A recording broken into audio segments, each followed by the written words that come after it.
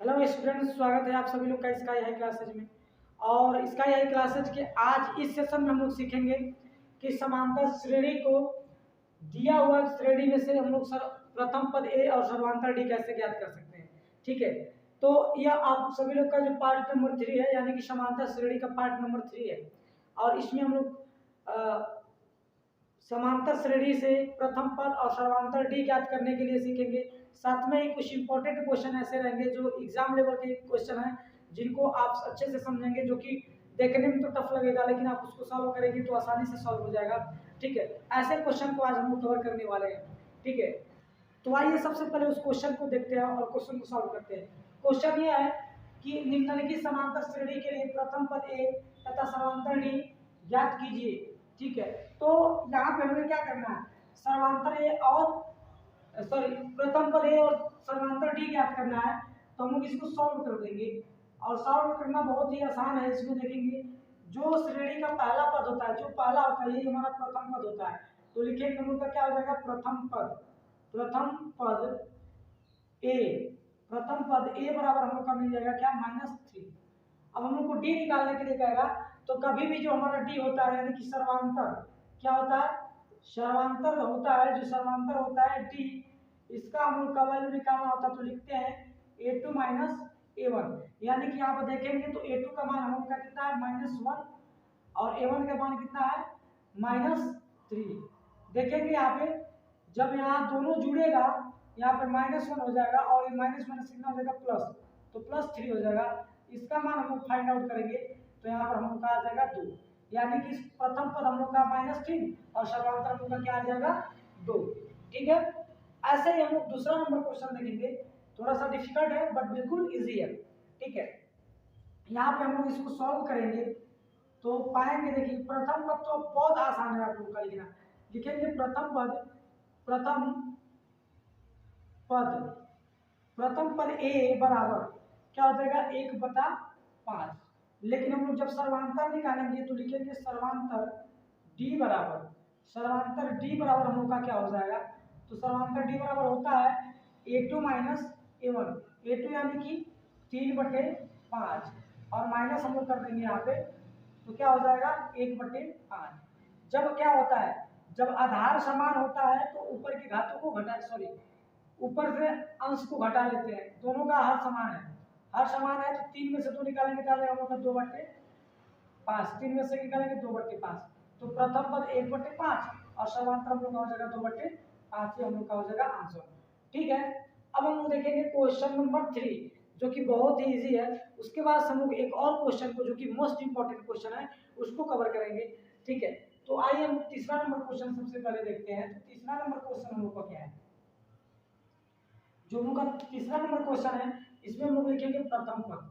तो हम लोग का हो जाएगा प्रथम पद, प्रथम पद यानी कि ए बराबर, ए बराबर हम लोग का हो जाएगा 0.3। अब हम लोग लिखेंगे सर्वांतर डी, सर्वांतर डी, सर्वांतर डी हम लोग फाइंड आउट करेंगे। तो सर्वांतर डी का मान कितना हो जाएगा, तो डी बराबर यही होता है a2 - a1। ठीक है डियर स्टूडेंट्स, अब हम लोग क्या करेंगे, a1 a2 का मान कितना है, 0.5 और 5, यहाँ पे डी लिख देंगे, डी बराबर -0.3। अब हम लोग माइनस कर देंगे तो हमारा डी बराबर कितना हो जाएगा, तो 0. यहाँ पे आ जाएगा 2 और यहाँ पे हो जाएगा 5। तो हम लोग का प्रथम पद क्या हो गया, 0.3, और सर्वांतर जो हम लोग का हो जाएगा वो 0.25 हो जाएगा। ठीक है माय डियर स्टूडेंट्स, तो आइए इसी चैप्टर यानी कि इस प्रश्नावली के लास्ट क्वेश्चन को, क्वेश्चन नंबर 7 को हम लोग देखेंगे, कि जो कि इंपॉर्टेंट है और आप उसको समझना भी बहुत जरूरी है। ठीक है डियर स्टूडेंट्स, तो ये रहा क्वेश्चन नंबर 7, यानी कि क्वेश्चन नंबर 7, ए और बी का मान ज्ञात कीजिए यदि 12 a + b, 2a, b समांतर श्रेणी में है। ठीक है, तो कह रही है हमारा समांतर श्रेणी दे दिया है, इसमें हमें ए और बी का मान ज्ञात करना है। तो हम लोग क्या करेंगे, सबसे पहले लिखेंगे ए बी, ए पी बराबर, ए पी बराबर हम लोग का दे दिया गया है क्या, 12 और a + b, 2a और b और डॉट डॉट करके जो भी होगा। ठीक है, तो माय डियर स्टूडेंट्स, जब भी आप समांतर श्रेणी का कोई भी क्वेश्चन सॉल्व करिएगा तो एक काम आपको जरूर करना है। वो काम क्या है, तो हमें सबसे पहले प्रथम पद ए निकाल लेना है। तो ए बराबर हो जाएगा 12। और उसके बाद से हम लोग जानते हैं कि हमारा जो डी होता है, हमारा जो डी होता है वो होता है A2 माइनस A1। ठीक है, बराबर क्या होता है A2 माइनस A1। उसके बाद से क्या हो जाएगा A3 माइनस A2 और बराबर क्या होता है A3 minus A2, A4 minus A3 और डॉट डॉट करके ऐसे होता है। यानी कि सर्वांतर उसका नाम ही है, हर जगह सब जगह जो उसका अंतर होगा वो समान होगा। ठीक है डियर स्टूडेंट, यानी कि सभी जोड़ी होंगे वो समान होंगे। इस तरीके से हम लोग देखेंगे कि हम लोग लिखेंगे A2 माइनस A1 बराबर A3 माइनस A2। ठीक है, और हम ये भी लिख सकते हैं, एक और हम लोग क्या लिख सकते हैं, हम लोग ये भी लिख सकते हैं कि A3 माइनस A2 बराबर ये भी लिख सकते हैं A4 माइनस A3। ठीक है, तो हम लोग क्या करेंगे, इसी में वैल्यू को रखेंगे और क्वेश्चन को सॉल्व करेंगे। देखेंगे हम लोग यहाँ पे A2 का मान कितना है हम लोग का, तो A2 हमारा A1 हो गया और ये पूरा क्या हो गया A2 हो गया और यहाँ पे लिख देते हैं। देखेंगे ये हम लोग का हो गया A1, ये हमारा पूरा क्या हो गया A2 और ये हम लोग पूरा क्या हो गया A3 और ये क्या हो गया हम लोग का A4। ठीक है, A4 हो गया। तो यहाँ पे हम लोग रखेंगे वैल्यू को, तो जब वैल्यू को रखेंगे तो A2 माइनस A1, A2 का मान कितना हम लोग का A प्लस B और माइनस A1 का मान कितना है 12 बराबर क्या हो जाएगा A3 माइनस A2, A3 का मान है 2A और माइनस में A2 का मान है A प्लस B। ठीक है, इसको सॉल्व करेंगे तो हो जाएगा A प्लस B और माइनस 12 बराबर 2A माइनस A और माइनस B। यहाँ देखेंगे B को हम लोग इधर लेकर आएंगे तो हो जाएगा A प्लस B और माइनस 12 बराबर यहाँ पर हो जाएगा A और माइनस B। ठीक है, यहाँ देखेंगे प्लस और प्लस दोनों कट जाएगा, B को इधर लेकर आएंगे तो हो जाएगा B धन B बराबर 12। तो यहाँ पर हो जाएगा 2B बराबर हो जाएगा 12 और B का वैल्यू निकाल देंगे तो हो जाएगा 12/2, तो कट जाएगा तो हम लोग का B का मान आ जाएगा कितना 6। ठीक है, हम लोग का B का मान कितना आ जाएगा 6, ये हम लोग का B का वैल्यू है। ठीक है, यानी कि B बराबर हम लोग का मिल गया 6, कितना B बराबर 6 मिल गया, 2 से 12 में भाग दिए।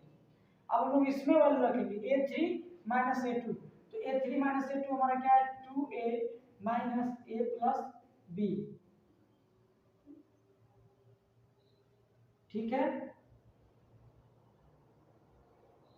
और बराबर हम लोग का हो जाएगा A4 यानी कि B माइनस A3 का मान कितना है, A3 का मान कितना है 2A। ठीक है, मान रख देंगे हम लोग जहाँ B आएगा वहाँ हम लोग 6 रखेंगे, तो यानी कि हो जाएगा 2A माइनस A प्लस 6 और बराबर हो जाएगा B माइनस B का मान कितना है 6, तो 6 माइनस 2A हो जाएगा। ठीक है, तो यहाँ पर देखेंगे 2A को हम लोग इधर लेकर आएंगे और उसको उधर भेज देंगे, तो यहाँ पर हो जाएगा 2A माइनस A और माइनस 6 बराबर हो जाएगा 6 और माइनस 2A। इस 2A को इधर लेकर आएंगे तो यहाँ पर देखिए हम लोग का हो जाएगा A और प्लस 2A है ना, और बराबर हो जाएगा 6 और धन 6। ठीक है, तो 2 और 1 कितना हो जाएगा 3A बराबर हम लोग का हो जाएगा 6 6 12 और A से हम लोग भाग देंगे तो 12 बटे कितना आ जाएगा 3, यानी कि A बराबर भी हम लोग का मिल गया 4। ठीक है, तो यहाँ पे हम लोग का A और B का वैल्यू आया है, लिखेंगे अतः A बराबर हम लोग का मिल गया 4 और B बराबर हम लोग का मिल गया 6। ठीक है, ये हम लोग का हो जाएगा आंसर। ठीक है डियर स्टूडेंट्स, आई होप कि आप लोगों को बहुत कुछ सीखने को मिला होगा और ये एक बहुत ही शानदार क्वेश्चन है जो आपको एग्जाम में आने का संभावना है। ठीक है, तो डियर स्टूडेंट यदि आपको लगा हो कि आप इस वीडियो से कुछ सीख पाए हैं तो आप इसको लाइक करिएगा, शेयर करिएगा और यदि आप चैनल पे नए होंगे तो सब्सक्राइब करना ना भूलिएगा। मिलते हैं नेक्स्ट वीडियो में। Thank you so much.